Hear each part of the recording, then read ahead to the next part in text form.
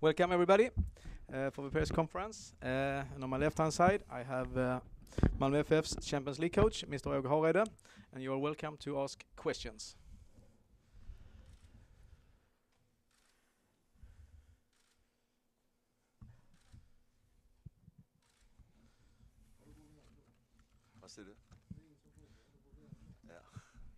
Åge, Ronnie Dela said that Celtic were the better side last week in Glasgow. I assume you think that Malmö were the better side tonight. Why was that? What did you change in your game between this week and last week? I think it's very hard to be offensive at Celtic Park, totally offensive, because of the crowd, the surroundings and everything. You know, you come in there and play. Maybe the players a little bit more passive or defensive in their heads.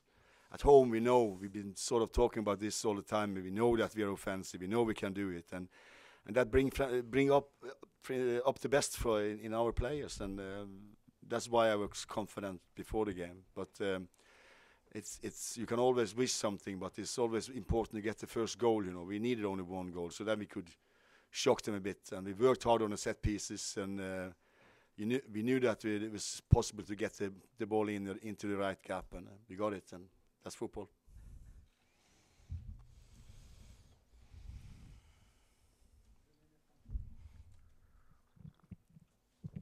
Vi tar en till då.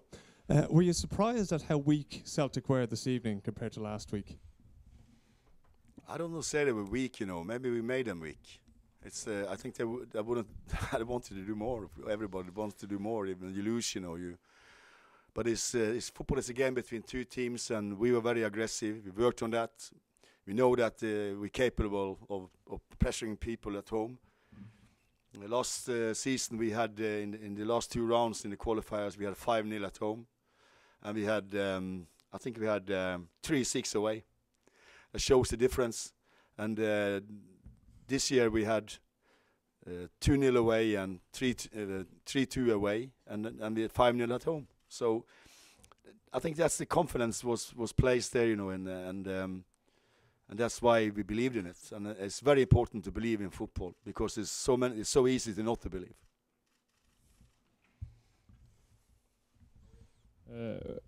Your plan for the match, what was it like, and how do you think you did it? The plan? Yeah, your match. Yeah, the plan was perfect. We wanted to play a little bit longer than we normally do, and work on the second ball. We want to get hold of the ball in front of the Celtic defense and change the side of play, because they push over all the people.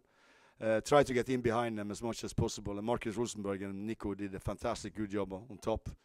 Plan to have set pieces and throw-ins. And we got one clear-cut chance with Marcus Rosenberg, and fantastic save from the goalkeeper after a quick throw-in. The set pieces were perfect. And we've been working on that. That's why we closed the training, so you can see it. How important is it to go through a second year in a row? It's the first time since IFK Gothenburg did it in the 90s. It's always important to win matches and go through. It's sport-wise, the footballing-wise, it's fantastic to play against the best teams again. That will do this team very good, because we are a new team. We had only 3 men left from the side last year. We've used 1 year, or maybe half a year, to try to build a side. And we hasn't shown this in the league, and that's been a problem, a headache for me as well. Try to get the inspiration and take this to the Allsvenskan as well, because that's a very important place for us to get back in here again.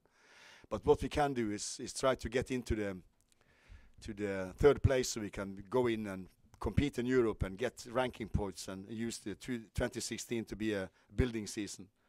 And now we have the financial possibility to stay calm and look for the best young possible, and maybe more Swedish players to get those into the side. We have a few young promising players in Malmö as well, so we will look forward to bring in. So it's the future looks nice for us, so that's important that way. Åge, you said that it's difficult going to Celtic and have a go at it. On the other hand, is it difficult to have a match plan back home, not having a go at it, to play a more controlled game? Was that ever an option? No, I think we had at 1-0. we continue to attack. We try to continue to attack, but up to halftime, you know, we know that when we go deeper in the pitch, you know, we tends to give them possibility to cross balls in. You know, they have a very good left foot on the left back, a very quick winger on the left, probably their best player, and giving them space and giving them possibility deep into our own half. We don't want to do that. You know, we want to press them early and try to stay upfield, because they only with one striker, you know, with two players around him. We have good control. Like, couldn't get Griffiths in this time. Okay, now you're in the Champions League, and it's after the game. But can you think forward and think of what teams you want to meet there? Do you want the easier team than last year, or do you want the very best to the crowd?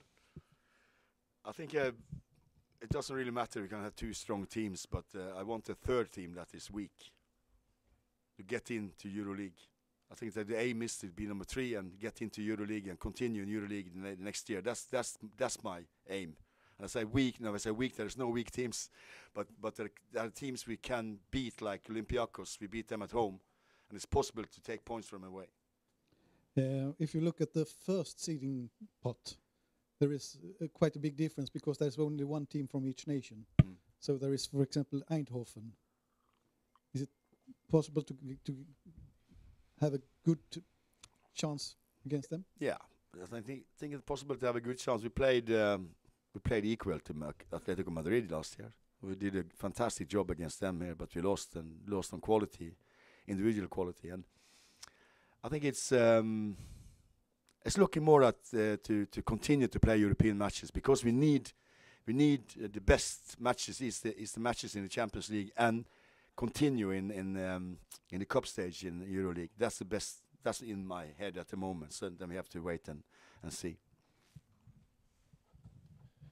Åge, you're 7 points behind in Allsvenskan. Now you get 6. Don't remind me. I'm very sorry to do that tonight, but it's my job. I guess you're not able to lose a lot of points in Allsvenskan if you want to win the championship, and even if you want to go to Europe next year. What do you think about that situation? We put ourselves in a difficult situation. I think we have to target the number 3 spot, and we have a lifeline in the cup. On the wall, there's something on the wall. 1989 was the last time. So we have to put 2016 on that one. If we can't manage the 3rd place, to just get in. So that will be a lifeline, but it's not a good lifeline. Would you consider this to be a bigger win than last year, with the fact that you more or less was not a favorite, but was not the underdog in that extent that you were last year, this year, and that might have been an impact, and it was a bigger performance to win this year than last year? I don't know. It's difficult to sort of compare 2 seasons. We had 5-0 in the 2 games at home, Sparta Prague and Salzburg. We have 5-0 this year. Salzburg, Celtic. I think Celtic is a better team than Sparta Prague. Regarding to opposition, it was more difficult this year, because we draw the 2 best seeded sides, apart from Basel.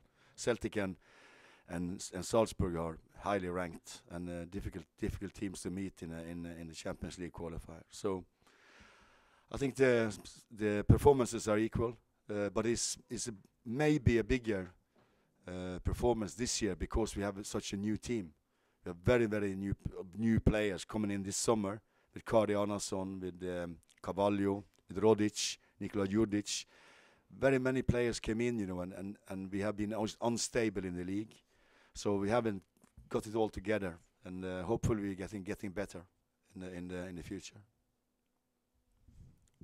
This win puts you even more in the driving seat financially in the domestic game, and you talked before about signing other Swedish players, perhaps. Do you have any specific targets already? No, we have to speak to Daniel. He's the man he's got the money kitty and everything. So we have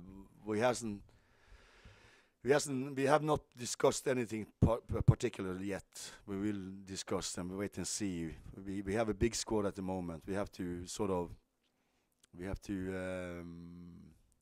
sell a few players, and then we have to find the right type of players to get them in, you know. So that work will be going on in this autumn. There's been a lot of talk in the build-up about the pigs and translations, and that Celtic will be tired after 70 minutes. And today, Ronny said that they look scared. Do you feel like you hit the perfect build-up to this evening? Hello, Rocky. Where do you come from? I come from Norway. I don't know. I don't know. It was only a comment from our goalkeeper that I want to put right to the Scottish press, because I think it's unfair, you know, that they speculate when they knew exactly what he meant, but he used the wrong word. And if you're a journalist, you must tell the truth. You must try to tell the truth as much as possible, because if there's a wrongly translation, it doesn't mean it that way. It means that play tough. That's okay. He's right to mean that. I didn't think that played especially tough, but that's why I put that right. Nothing else. And I got a good chance to tell him. A lay debate. Åge, do you think you were a little bit lucky tonight when you think about the disallowed Celtic goal? Celtic were lucky. No, I didn't think we were lucky. I think we were unlucky. It should have been 4-0. It's a fantastic save of the goalkeeper. The first one with Judic in the first half, and then another one. It's a clean-cut chance, you know. And if they got the goal, it would have been 2-1, and we would go through anyway. So why do you ask if we're lucky? Can you answer that? Okay. Okay. Any further questions?